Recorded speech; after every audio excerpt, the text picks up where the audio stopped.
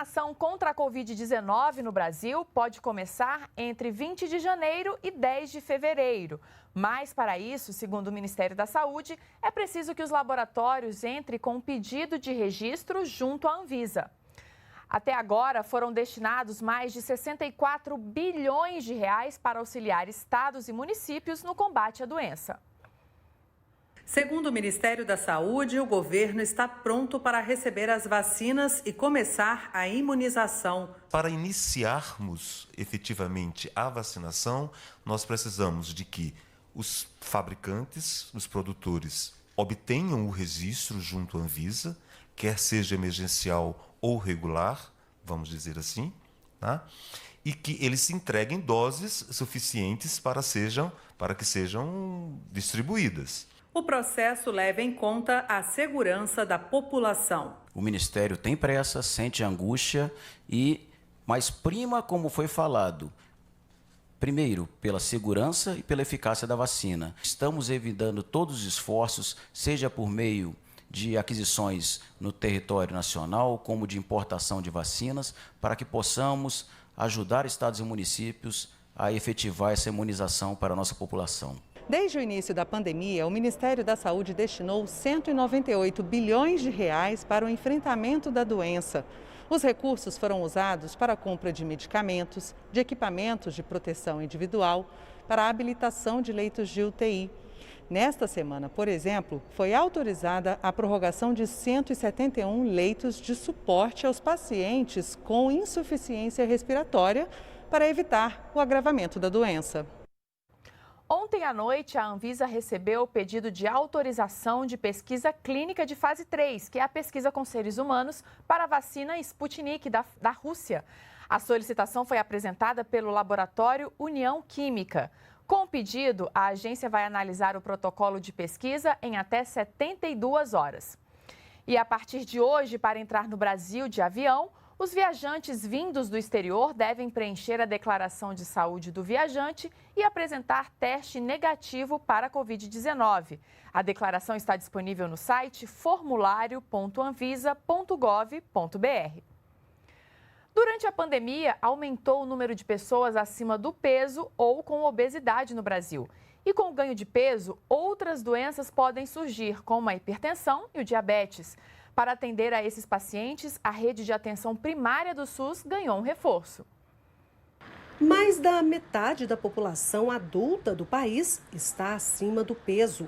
Já a obesidade, que é uma doença crônica, atinge 40 milhões de brasileiros. Carlos Henrique se encaixa nesta estatística. A obesidade mórbida é uma doença e que a gente tem que tratar de forma paulatina. E nesse período atípico de quarentena, a mudança de rotina e alimentação pode trazer riscos, como explica esse médico. Temos visto que durante a pandemia há um ganho de peso nas pessoas em decorrência provavelmente de modificação dos hábitos de vida. Então é importante, já pensando no momento agora, pensando no momento da pandemia, a gente abordar essa questão para que evite-se um dano colateral mais à frente. E para aumentar os cuidados e o atendimento precoce aos pacientes do SUS com obesidade e também diabetes e hipertensão durante a pandemia, o Ministério da Saúde está investindo mais de 221 milhões de reais. É fundamental que o Ministério da Saúde haja na atenção primária, trazendo essas pessoas, que certamente muitas delas agravaram suas doenças, agravaram suas condições. No total, 5.505 municípios receberão o dinheiro. A ideia é que a utilização desse recurso seja para aumentar a adesão ao tratamento das pessoas com doenças crônicas, considerando a realidade local, a estratificação de risco, a vulnerabilidade social e a logística do território. E para manter a saúde e o peso adequados, vale aquela receita dos especialistas: uma boa alimentação aliada a exercícios físicos. Os exercícios físicos aeróbios são os mais recomendados, como andar de bicicleta, fazer uma caminhada. Em 2021, os motoristas não vão precisar pagar o DPVAT, seguro obrigatório usado para a indenização de vítimas de acidente de trânsito. A decisão é do Conselho Nacional de Seguros Privados, que aprovou a medida porque o sistema tem recursos em caixa suficientes para garantir o funcionamento no próximo ano. Ajuda garantida aos trabalhadores da cultura no ano que vem. O presidente Jair Bolsonaro editou medida provisória prorrogando o prazo de utilização do auxílio emergencial da Lei Aldir Blanc. Vamos ao Rio de Janeiro. Tiago Pimenta explica pra gente. Olá, Tiago, bom dia para você. Oi, Manu, bom dia para você, bom dia a todos. A prorrogação representa mais segurança para os trabalhadores da cultura e é também uma garantia de continuidade para as ações emergenciais. Agora, a execução dos recursos da Lei Aldir Blanc passou para o ano que vem. Isso não vai aumentar os gastos públicos, já que 65% dos estados e municípios ainda não começaram a liquidar os recursos recebidos e empenhados. A Lei Aldir Blanc foi uma medida importante para atender ao setor da cultura, um dos mais afetados por causa da pandemia. Cerca de 700 mil trabalhadores foram beneficiados.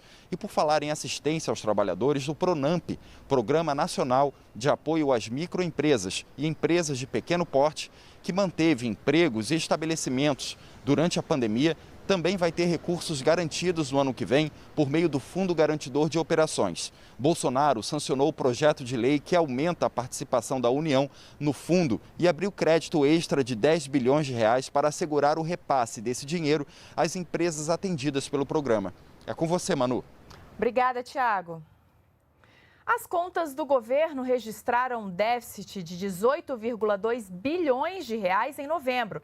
De acordo com o Tesouro Nacional, o resultado pode ser atribuído ao aumento de despesas durante a pandemia.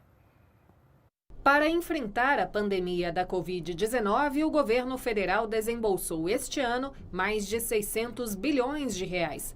As medidas de socorro à população no âmbito da saúde e da economia, como o pagamento do auxílio emergencial e o subsídio do governo para a manutenção de empregos, acabaram gerando um déficit primário que só em novembro somou 18,2 bilhões de reais. Enquanto as receitas do governo tiveram alta de 5,4% em relação a novembro do ano passado, as despesas subiram 6,4% na mesma comparação. O resultado foi divulgado nesta terça-feira pelo Tesouro Nacional.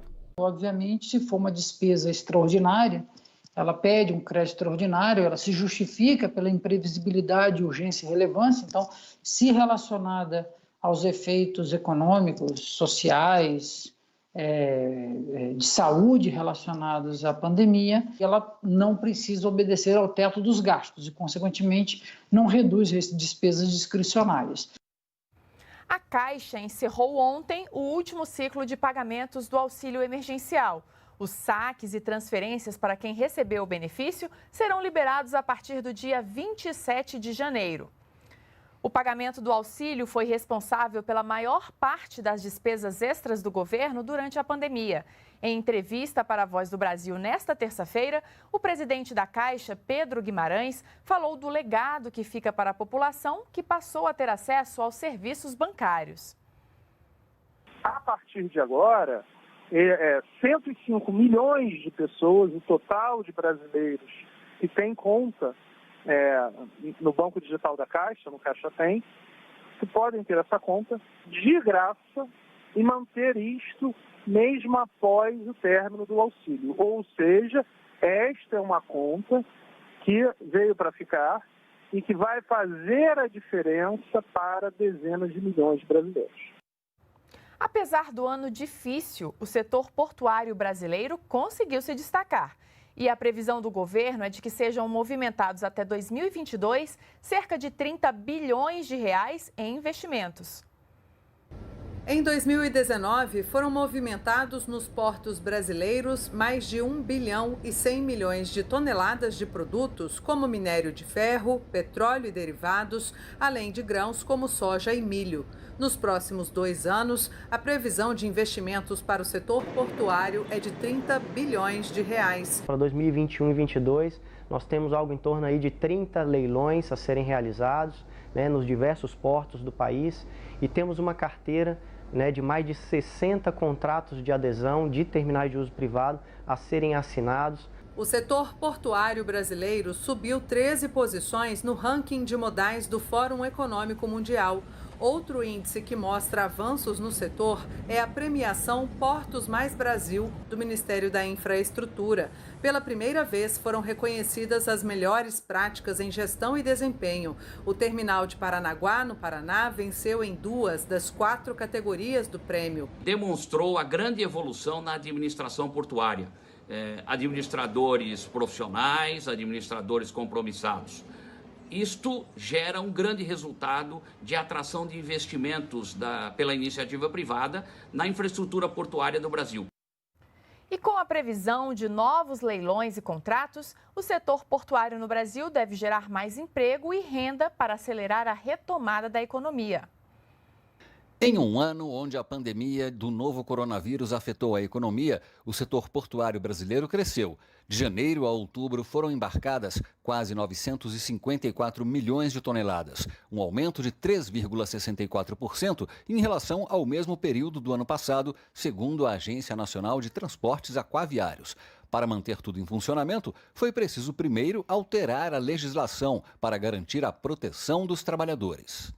O governo editou uma medida provisória que garantiu um programa de apoio e proteção aos trabalhadores em situação de risco, remuneração para esses trabalhadores. Além disso, esta legislação garantiu o tratamento de que a atividade portuária como uma atividade essencial.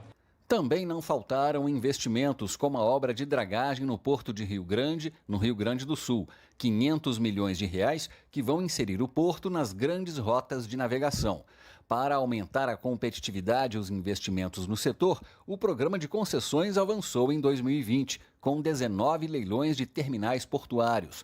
Só os últimos 4 leilões realizados agora em dezembro nos estados da Bahia, Alagoas e Paraná vão gerar 400 milhões de reais em investimentos. E para 2021, as projeções para o setor portuário são otimistas. A gente já projeta um ano de 2021 que vai ser um ano muito rico para o setor de infraestrutura. Tenho certeza que vai ser um ano de muita realização.